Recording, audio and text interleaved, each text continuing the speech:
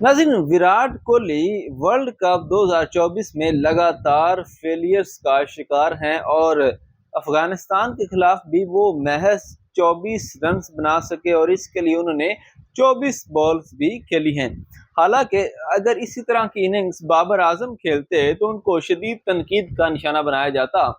और अब जब विराट कोहली ने वही इनिंग्स खेली है तो पाकिस्तान की तरफ से या इंडिया की तरफ से उन पे वो तनकीद नहीं की जा रही, बल्कि उनको फिर भी सपोर्ट ही किया जा रहा है। ऐसी सूरत हाल में मोहम्मद हफीज जो हैं, जो कि पाकिस्तान के साबिक कप्तान भी रह चुके हैं और T20 में काफ़ी सीनियर प्लेयर भी रह चुके हैं, उन्होंने ये बात एक पॉडकास्ट में जो है वो हाईलाइट किया। उन्होंने कहा कि विराट कोहली जो है वो एक सेल्फिश प्लेयर हैं, खुदगर्ज प्लेयर हैं, अपनी इनिंग्स के लिए खेलते हैं और अपनी जगह के लिए खेलते हैं।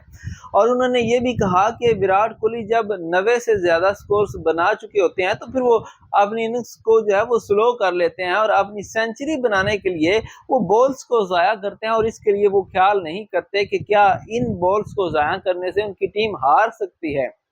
तो वो कहते हैं कि अगर एक प्लेयर जो है वो 100 रन बनाने के बाद छक्के चौके लगा सकता है तो 100 रन बनाने से पहले क्यों नहीं लगा सकता। तो इसका मतलब उन्होंने ये लिया कि इसका मतलब ये है कि वो अपनी सेंचुरी मुकम्मल करना चाहते हैं, ना कि वो टीम को फतह दिलाने के लिए कोशिश होते हैं। वो कहते हैं कि अगर एक खिलाड़ी 95 पे जाके 5 बॉल्स खेलता है 5 रन बनाने के लिए और छठी बॉल पे छक्का लगा देता तो इसका मतलब ये है कि वो उससे पहले भी छक्का लगा सकता था, लेकिन उसने अपनी सेंचुरी के लिए अपनी टीम की 5 बॉल्स को ज़ाया किया है।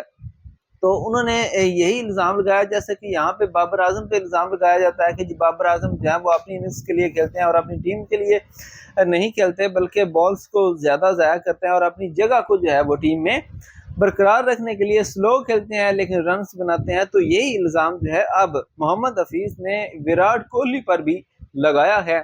आप इस हवाले से क्या राय रखते हैं? क्या विराट के बारे में अपना मोहम्मद हफीज जो बात कर रहे हैं वो दुरुस्त है या नहीं? अपनी राय का इज़हार कमेंट सेक्शन में लाजमी कीजिएगा। खुदा हाफिज।